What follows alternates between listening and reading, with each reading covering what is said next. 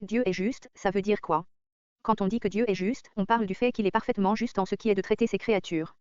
Dieu est impartial. Acte 10.34. Alors Pierre prit la parole et dit, maintenant je me rends vraiment compte que Dieu ne fait pas de différence entre les hommes.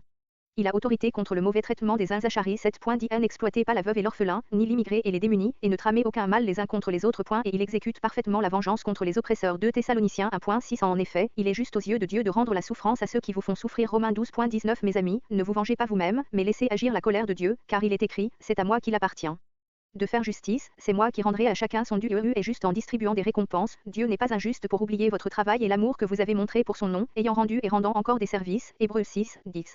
Il est également juste en infligeant des punitions. Celui qui agit injustement recevra le salaire de son injustice, et il n'y a pas de favoritisme. Colossiens 3.25. La justice et l'équité, qui travaillent toujours main dans la main, sont le fondement du trône de Dieu. Psaume 89.14. La justice est importante pour nous. Imaginons qu'Adolf Hitler ait été retrouvé vivant, caché en Allemagne, et traduit devant un juge.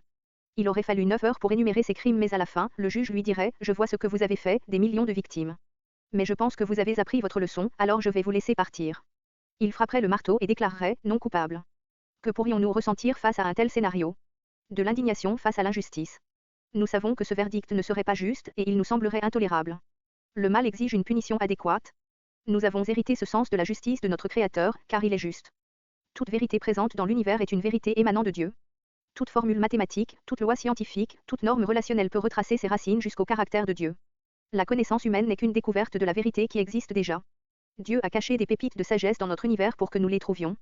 La justice est une de ces vérités qui n'a ni commencement ni explication. Si nous n'étions que de la matière évoluée, la justice n'aurait aucun sens. Les humains n'auraient aucun droit, aucun code moral intérieur, aucun désir pour l'éternel. Mais, parce que nous sommes créés à l'image de Dieu. Genèse 1.27. Dieu créa les hommes de sorte qu'ils soient son image, oui, il les créa de sorte qu'ils soient à l'image de Dieu. Il les créa hommes et femmes à savon son cœur qui définit la norme en termes de moralité, de courage, d'amour et de justice. Il est l'incarnation complète des traits que nous ne possédons qu'en partie. Il est amour complet. 1 Jean 4.16. Et nous avons connu l'amour que Dieu nous porte et nous y avons cru. Dieu est amour, celui qui demeure dans l'amour demeure en Dieu, et Dieu demeure en lui et la bonté totale. Psaume 106.1. Louez tous l'Éternel. Célébrez l'Éternel. Car il est bon, car son amour dure à toujours. Il est une bonté totale. Psaume 25.10. Il est la justice complète. Ésaïe 61.8.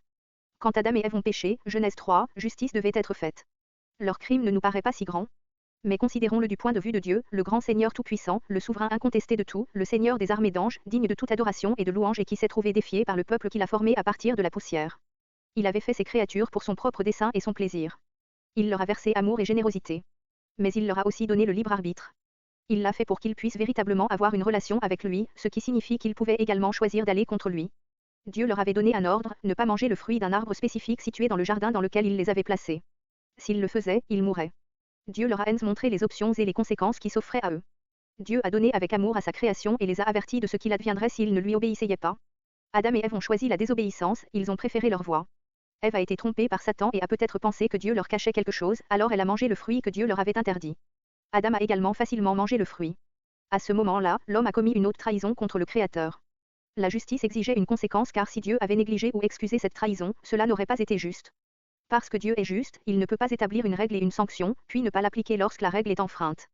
Parce que Dieu est aussi amour, il a prévu un moyen de satisfaire sa justice sans détruire les êtres humains. Sa justice exige la peine de mort pour haute trahison, ainsi quelque chose où quelqu'un devait mourir. Un suppléant a été engagé pour satisfaire aux exigences de la justice. Un animal innocent a été tué pour fabriquer des vêtements pour Adam et Ève, servant de couverture non seulement pour leur peau, mais aussi pour leurs péchés. Genèse 3, 21. Des milliers d'années plus tard, sa justice a été satisfaite une fois pour toutes lorsqu'il a envoyé son propre Fils dans le monde pour être notre substitut. 2 Corinthiens 5, 21. Celui qui n'a point connu le péché, il l'a fait devenir péché pour nous, afin que nous devenions en lui justice de Dieu. À travers les âges, Dieu nous a mis en garde avec amour contre les conséquences négatives du péché, nous suppliant de ne pas nous séparer de lui et de suivre une voie qui ne mène qu'à la mort. Romains 3.23. Et nous avons répondu ainsi, nous ferons ce qui nous plaira.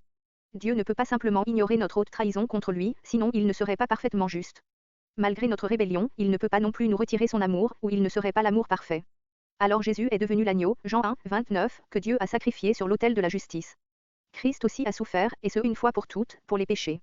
Lui le juste, il a souffert pour des injustes afin de vous conduire à Dieu. Il a souffert une mort humaine, mais il a été rendu à la vie par l'Esprit, 1 Pierre 3, 18. Parce que sa justice a été satisfaite, Dieu déclare, non coupable, tous ceux qui sont en Christ, Romains 3, 24, ceux qui invoquent son nom, Jean 1, 12. La justice insiste désormais sur le fait qu'une fois qu'un péché a été payé, il est oublié. Lorsque nos péchés sont sous le sang de son sacrifice, Dieu ne les tient plus contre nous. Romains 8, 1, Colossiens 2, 14, 1 Pierre 2, 24, Ésaïe 43, 25. Dieu reste juste et il ne viole pas son propre code de justice en pardonnant à ceux qui en méritent les conséquences. Le salut est une juste conséquence parce que Dieu a prononcé la mort et la résurrection de Jésus, ce qui est suffisant pour satisfaire sa colère. La malédiction de la loi que nous méritions à juste titre a été prise par Jésus sur la croix, Galates 3, 13. Dieu est juste et sa justice est une caractéristique indispensable de son caractère de la même manière que le sont son amour et sa miséricorde. Sans sa justice, le péché serait incontrôlé et le mal régnerait. Il n'y aurait aucune récompense pour l'obéissance car nous n'aurions pas de respect pour un Dieu dépourvu de justice. Michée 6, 8 résume les trois principales qualités que Dieu veut voir se refléter en nous. On t'a fait connaître, homme, ce qui est bien et ce que l'Éternel demande de toi, c'est que tu mettes en pratique le droit, que tu aimes la grâce et que tu marches humblement avec ton Dieu.